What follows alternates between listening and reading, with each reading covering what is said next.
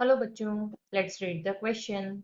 Sodium nitrate decomposes above 800 degrees Celsius to give A option N2, B is O2, C is NO2 and D is Na2O. तो यहाँ से इस question में हमारा की concept क्या कहता है कि हमको यहाँ पर सोडियम नाइट्रेट के बारे में बात करनी है और किसका डिकम्पोजिशन करना है। सोडियम नाइट्रेट का फॉर्मूला क्या हो जाएगा, सोडियम सिंबल Na और नाइट्रेट सिंबल NO3। तो NaNO3 का डिकम्पोजिशन के बारे में हमें यहाँ बात करनी है। अब देखो, अगर सिंबल्स हमें यहाँ पे NaNO2 दिया होता तो सोडियम नाइट्राइट होता, लेकिन हमसे बात कर रहा है सबसे पहले सोडियम नाइट्रेट के बारे में। हम जानते हैं यहाँ से Na चार्ज +1, NO3 चार्ज -1, तो इन दोनों को मिलाकर हमारा यहाँ से फॉर्मूला क्या हो जाता है, NaNO3। अब देखो, ये क्वेश्चन आपसे दो तरीके से पूछा जा सकता था।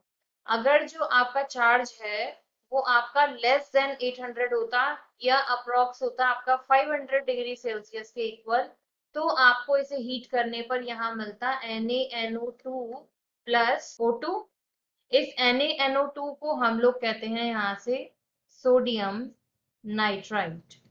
लेकिन उसने क्वेश्चन में क्या बोला है कि आपको हीट करके दिखाना है 800 डिग्री सेल्सियस पर।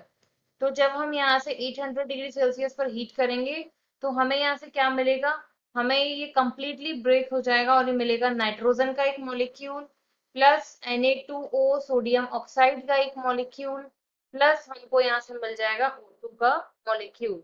इसे हम बैलेंस करेंगे तो बैलेंस करने पर ये किस में कन्वर्ट हो जाएगा, ये हो जाएगा हमारा यहाँ से N2 plus Na2O plus 5O2। तो यहाँ से हमको क्या मिला, नाइट्रोजन, और क्या मिला साथ में, सोडियम मोनोऑक्साइड कह दें या सोडियम ऑक्साइड कह दें, और साथ में हमको यहाँ से मिल गया ऑक्सीजन गैस। ठीक है, तो ये हमारे दो कंपोनेंट्स गैस की फॉर्म में और एक ऑक्साइड की फॉर्म में।